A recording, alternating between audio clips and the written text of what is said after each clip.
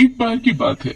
एक गांव में रमेश नाम का एक आदमी अपनी पत्नी शारदा के साथ हंसी खुशी एक घर में रह रहा था। शारदा माँ बनने वाली होती है और कुछ दिनों बाद वो एक बच्ची को जन्म देती है।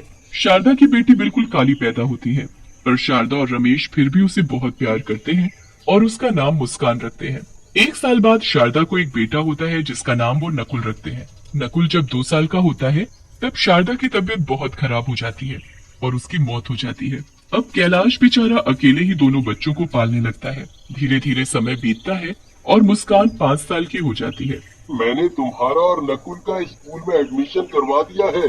अब तुम दोनों कल से स्कूल जाना और खूब मन लगा कर पढ़ना। मुस्कान और नकुल बड़ी खुश हो जाते हैं और अगले दिन से स्कूल जाने लगते हैं। मुस्कान अपनी क्लास में जाकर सबसे आगे बैठ जाती है। ए लड़की, तुम कौन हो? पहले तो इस क्लास में नहीं देखा। मेरा नाम मुस्कान है, मेरा आज ही एडमिशन हुआ है। नाम मुस्कान और शक्ल ऐसी कि सामने वाले की मुस्कान गायब हो जाए। चलो जाओ और सबसे पीछे जाकर बैठ जाओ। तुम्हारी ऐसी काली शक्ल देखकर मैं पढ़ा भी नहीं पाऊंगी। मुस्कान बेचारी बड़ी उदास हो जाती है और पीछे जाकर बैठ जाती है। जैसा उसने सोचा होता है उसके साथ वैसा बिल्कुल भी नहीं होता। मैडम उसके कालेपन की वजह से उससे बहुत चिढ़ती और उसके साथ बुरा व्यवहार करती थी। ये सब बात मुस्कान कभी भी अपने बाबूजी को बताने की हिम्मत नहीं कर पाती थी ताकि मैडम उसे मारे ना। पढ़ने में मुस्कान बहुत ही होशियार थी, पर इतनी होशियार होने के बाद भी मुस्कान की टीचर उसे बिल्कुल पसंद नहीं करती थी। एक दिन जब मुस्कान और नकुल दोनों स्कूल जा रहे होते हैं तो मुस्कान गलती से अपनी कॉपी घर भूल जाती है। स्कूल में मैडम जब सब बच्चों को एक एक करके बुलाती है तो मुस्कान की बारी भी आती है। मुस्कान अपना पूरा बैग छान मारती है पर उसे कॉपी कहीं नहीं मिलती। अब वहाँ खड़े खड़े क्या कर रही हो? जल्दी कॉपी लेकर आओ। मैडम जी, वो मैं कॉपी लाई थी और सारा काम भी किया था, पर कॉपी नहीं मिल रही। तुम जैसे बच्चों के बहाने मैं खूब जानती हूँ। आओ अभी कभी इधर आओ। मुस्कान डरते डरते मैडम के पास जाती है। उस दिन तो मैडम ने अपने पास एक कांटों से भरी डंडी रखी हुई थी। अपने हाथ आगे करो। मैडम जी, मुझे माफ कर दो प्लीज, मैंने सच में काम किया था। मैंने कहा हाथ आगे करो, समझ में नहीं आता क्या? मुस्कान डरते हुए अपने हाथ आगे करती है। मैडम अपनी कांटों से भरी छड़ी उठाती है और जोर जोर से मुस्कान के हाथ पर मारना शुरू कर देती है। मुस्कान बुरी तरह चिल्लाने लगती है और उसके हाथों से खून बहने लगता है। मैडम जी, मत मारो, मुझे मत मारो, माफ कर दो मैडम जी, मुझे माफ कर दो। मैं बच्चों को माफ नहीं करती बल्कि उनको सजा देती हूँ, सजा। और तुझ जैसी काली कलूटी को तो डबल सजा मिलनी चाहिए। मैडम मुस्कान को इतना मारती है कि मुस्कान खूनम खान हो जाती है। रोज मुस्कान की मैडम उसे ऐसे ही मारती और एक दिन तो हद ही हो गई जब मैडम ने सजा देने के लिए उसे स्कूल की छत पर नंगे पांव धूप में खड़ा कर दिया। मुस्कान की हालत इतनी बुरी हो गई कि वो चक्कर खाकर छत से नीचे ही गिर गई और तड़प तड़प कर मर गई। उस वक्त कैलाश 2 दिन के लिए शहर गया होता है। ये खबर सुनकर वो दौड़ा चला आता है, पर आने के बाद उसे ना ये पता चलता है कि उसकी बेटी की मौत कैसे हुई और ना ही उसे अपनी बेटी की शक्ल देखने को नसीब होती है, क्योंकि गांव वाले ही उसका क्रियाकर्म कर देते हैं। कैलाश को मुस्कान की मौत का बहुत दुख होता है और वो उसके लिए बहुत रोता है। कुछ दिन बाद वो नकुल को स्कूल छोड़ने जाता है। वो नकुल को छोड़कर जा ही रहा होता है कि उसे स्कूल की छत के किनारे एक भयानक शक्ल की काली सी चुड़ैल बच्ची दिखती है। कैलाश जल्दी से भागकर पास जाकर देखता है तो वहाँ कोई भी नहीं होता। अभी तो यहाँ कोई था, कोई भयानक शक्ल जैसी काली चुड़ैल जैसी बच्ची, कहाँ गई वो अचानक? कैलाश वहाँ से वापस जाने लगता है तो वो काली चुड़ैल बच्ची फिर से आ जाती है। मैं वापस आ गई हूँ, एक एक से मैं बदला लूंगी, किसी को नहीं छोड़ूंगी। सब बच्चे क्लास में पढ़ रहे होते हैं। हमेशा की तरह मैडम बच्चों को मार रही होती है। तभी वो काली चुड़ैल बच्ची खिड़की के पास आकर खड़ी हो जाती है और उस मैडम को घूर घूर कर देखने लगती है। उसके बाद वो टेबल पर पड़ी कांटों वाली छड़ी को देखकर घूरने लगती है। छड़ी अचानक हवा में उड़ने लगती है। सब बच्चे और मैडम हवा में उड़ती छड़ी को देखकर हैरान हो जाते हैं। उसके बाद वो एक इशारा करती है और छड़ी मैडम को मारना शुरू कर देती है। मैडम जोर जोर से चिल्लाने लगती है और वो काली चुड़ैल बच्ची बहुत खुश होती है। अब आया ना मजा, अब पता चलेगा कि कैसे दर्द होता है। हाय हाय, मैं मर गई, कोई मुझे बचाओ, ये क्या हो रहा है? कौन है यहाँ? कौन कर रहा है ये सब? यहाँ कोई भूत तो नहीं? हे भगवान, मुझे बचाओ।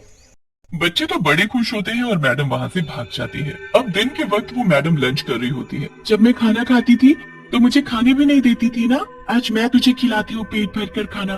काली चुड़ैल बच्ची अपना हाथ गोल गोल घुमाती है और सारा खाना हवा में गोल गोल घूमने लगता है। अरे अरे, ये क्या हो रहा है? ये कैसे हो सकता है? यहाँ पक्का कोई भूत है। कितना मजा आ रहा है तुझे ऐसे देखकर। अब मैं रोज ऐसे ही करूंगी। मैडम को आसपास कोई दिखाई नहीं देता। वो खुद को बचाने की कोशिश करती है, पर मैडम के हाथ पैर नहीं हिल रहे होते। पूरा दिन वो काली चुड़ैल उस मैडम को ऐसे ही परेशान करती है। अब रात हो जाती है और मैडम अपने घर आराम से सो रही होती है। तभी वहाँ चुड़ैल बच्ची आती है और बेड के पास जाकर खड़ी हो जाती है। मेरे रंग की वजह से मेरे साथ इतना बुरा बर्ताव किया, अब मैं बताऊंगी कि कोई ऐसा करे तो कैसा लगता है। चुड़ैल बच्ची अपना हाथ मैडम के मुंह के आगे गोल गोल घुमाती है और मैडम का रंग सुर्ख काला पड़ जाता है। चुड़ैल बच्ची ये देख बड़ी खुश होती है। अब देखना अपनी शक्ल, तब पता चलेगा मुझे कैसा लगता था। अब महसूस करना मेरी तकलीफ। अगली सुबह जब मैडम शीशे में खुद को देखती है तो उसके होश ही उड़ जाते हैं। वो जोर जोर से चिल्लाने लगती है, ये क्या हो गया? मैं काली कैसे हो गई? मैडम रगड़ रगड़ कर अपना मुंह धोती है, पर उसका रंग वैसे का वैसा ही रहता है। उसे बिल्कुल समझ नहीं आ रहा होता कि रातों रात उसका रंग काला कैसे पड़ गया। वो जैसे तैसे अपने मुंह पर ढेर सारा पाउडर लेकर स्कूल जाती है ताकि उसका काला रंग छुप सके। पर जैसे ही स्कूल पहुंचती है तो चुड़ैल काली बच्ची उसका पहले से ही वहाँ इंतजार कर रही होती है। कब तक अपने इस रंग को छिपाएगी? इसे तो मैं अभी सबके सामने ला देती हूँ। चुड़ैल बच्ची अपने जादू से बारिश शुरू कर देती है और मैडम का सारा मुंह धुल जाता है। मैडम को ऐसे देख सब बच्चे उन पर हंसने लगते हैं। मैडम जल्दी से छुपते छुपाते क्लास में जाती है और किताब को मुंह के आगे रखकर पढ़ाने लगती है ताकि उसे कोई देख न सके। चुड़ैल बच्ची वहाँ भी आ जाती है और जादू से मैडम के हाथ की किताब उड़ाकर गिरा देती है। बच्चे मैडम को देख बहुत तेज हंसने लगते हैं। क्यों हंस रहे हो? तुम्हें उससे क्या? काली हो तो क्या किसी के कालेपन का मजाक उड़ाना चाहिए? चुपचाप बैठकर पढ़ाई करो। मैडम क्लास से बाहर जाने लगती है कि तभी पीछे से एक बच्चा बोलता है, जब खुद मुस्कान के कालेपन का मजाक उड़ाती थी तब ये बात नहीं पता थी क्या मैडम को? मैडम उस बच्चे की ये बात सुन लेती है पर चुपचाप वहाँ से चली जाती है और अकेले जाकर बैठ जाती है। वो बच्चा बोल तो सही रहा है, मैंने उस मुस्कान के साथ कितना बुरा किया क्योंकि वो बस काली थी इसलिए। मैडम यहाँ बैठकर अफसोस कर रही होती है और उधर कैलाश छुट्टी होने पर नकुल को स्कूल से लेने आता है। कैलाश को फिर से वही काली चुड़ैल बच्ची छत पर खड़ी दिखती है। आखिर ये चक्कर क्या है? मुझे जाकर देखना चाहिए। वो लड़की कोई और नहीं मुस्कान थी और वो मुझे बार बार इसीलिए यहाँ दिखती थी ताकि मैं यहाँ आकर ये सब देख सकूं। उसके साथ जरूर कुछ गलत हुआ था। तुम चुड़ैल नहीं, मेरी बेटी हो, है ना? तुम मुस्कान हो ना? हाँ पापा। मुस्कान सब कुछ अपने पिताजी को बताती है। कैलाश को बहुत गुस्सा आता है। मैं नहीं छोड़ूंगा उस मैडम को जिसकी वजह से आज तुम मेरे साथ नहीं हो। उस मैडम को मैंने उसके किए की सजा दे दी है।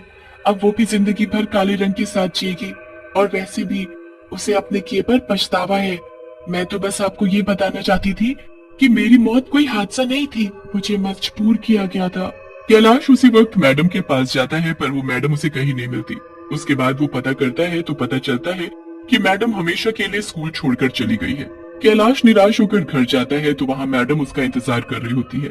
कैलाश को देखते ही वो हाथ जोड़कर रोने लगती है। मुझे माफ कर दो, सब मेरी वजह से हुआ है। मैंने बहुत बुरा किया था आपकी बेटी के साथ, पर मुझे बहुत पछतावा है। आप मुझे कोई भी सजा दे दो, मुझे मंजूर है। कैलाश मैडम को सब बताता है। मैडम वहाँ बैठकर बहुत रोती है और तभी चुड़ैल बच्ची वहाँ आती है। अगर पछतावा है तो जाओ, बच्चों को शिक्षा दो, कभी किसी के साथ ऐसा व्यवहार मत करना। मुस्कान, मैं ऐसा ही करूंगी। मुझे अपने किए पर जिंदगी भर अफसोस रहेगा।